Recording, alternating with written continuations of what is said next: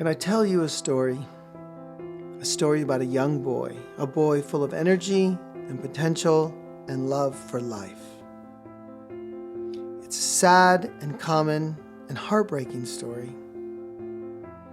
The boy grew up in a middle-class family with modest means and a few siblings that practically raised him.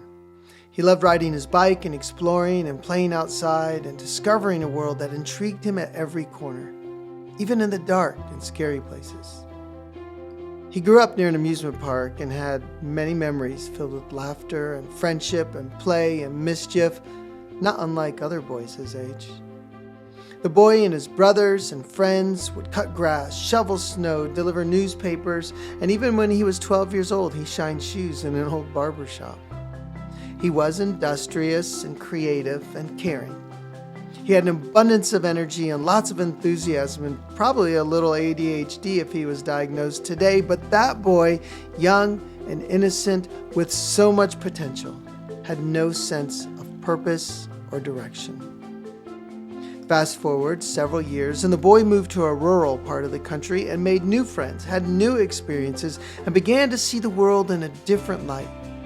He followed the rules, did what he was told most of the time, and gave his best effort in everything he did.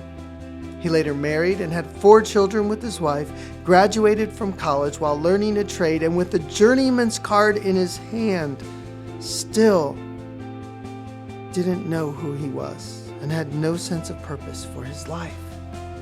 Oh, he worked hard. It was physically grueling and mentally challenging work, but he did his job without complaining, and at the end of the day, he fell into the arms of his wife and children. And yet he felt as if work was a chore, a burden to be carried with no hope of relief in sight. He couldn't see what the future held for him, and without a vision for his life, his daily efforts seemed pointless and without meaning.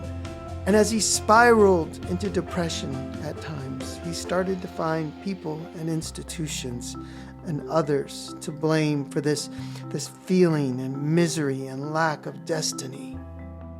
For 40 years, the young man lived his life working, searching his soul, doing the hard things until a moment in time when he realized there was something that he loved to do.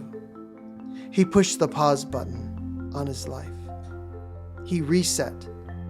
And he thought long and hard about his choices, and he concluded that his struggles had nothing to do with work, nothing to do with his upbringing, nothing to do with his job or his chosen career. What was missing, what had him twisted up in knots, was that he had woven a web of selfish ambitions that took meaning away from his life instead of creating it. He was working for money, for things and interests that would hardly leave a legacy. His life would be like a drop of water in an ocean of souls, endlessly drifting nowhere. It was at that moment he realized how much time he had wasted. He had faith, he had God, but his faith just couldn't define him in his daily work until he realized that serving others and helping people was more meaningful and more rewarding and would leave a greater impact on the world around him than anything else he could accomplish. This, my friends, is my story. And there's a good chance that it's your story too.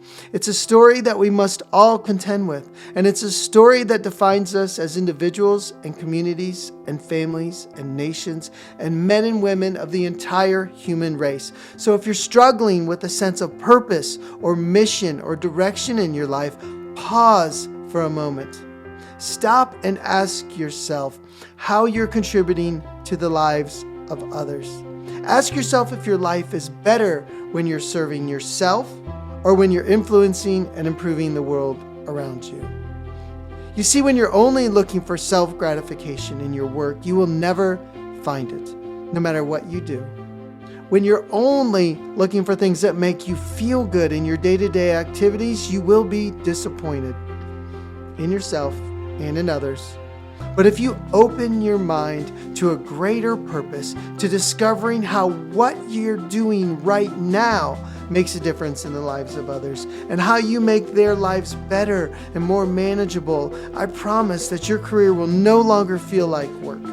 if you redirect your thinking from a victim mentality to a mindset that's wrapped in gratitude and love, and you consider how your goods and services bring your customers joy, relief, comfort, or closer to their family or loved ones in the world, it will turn your life upside down. The things you do to make that happen will free you from despair and disappointment.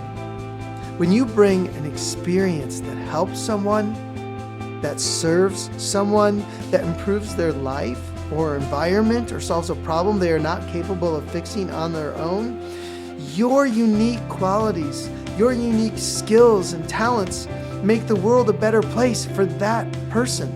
And that matters. And when you do that over and over and over again, impacting countless individuals in ways you will never know, you will bring light to the world and color the water in that ocean of souls. You see, over the years I've learned some important lessons. There will never be enough money to satisfy all your desires and wishes. And living a perpetual vacation your entire life will leave you bored and dissatisfied. And people, family, employees, employers will all disappoint you at times, and you will disappoint yourself and others. All that's left is a unique person with a unique purpose for you to be a part of here on earth. Only you were wired to accomplish it, whatever it is, and only you can pursue it with that passion from the depth of your soul.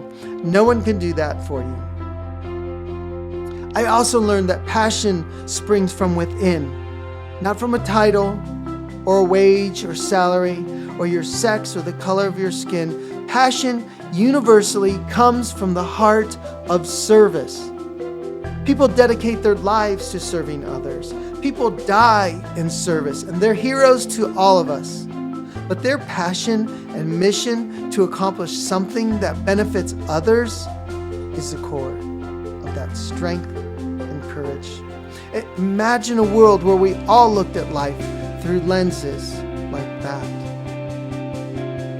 So whatever you do, no matter how strenuous or dirty or stressful or thankless it is, if you do it with passion for the sake of others, those monotonous tasks will return to you tenfold a sense of purpose, energy, accomplishment, love, and you will very quickly discover what you do is no longer just a job, but rather a mission. And we have all been given a mission, and it's our task in life to find it, to discover it as if we were searching for treasure. And we'll rejoice when it's found, because a mission in life that removes yourself as the center point and puts others first is the greatest purpose known to mankind.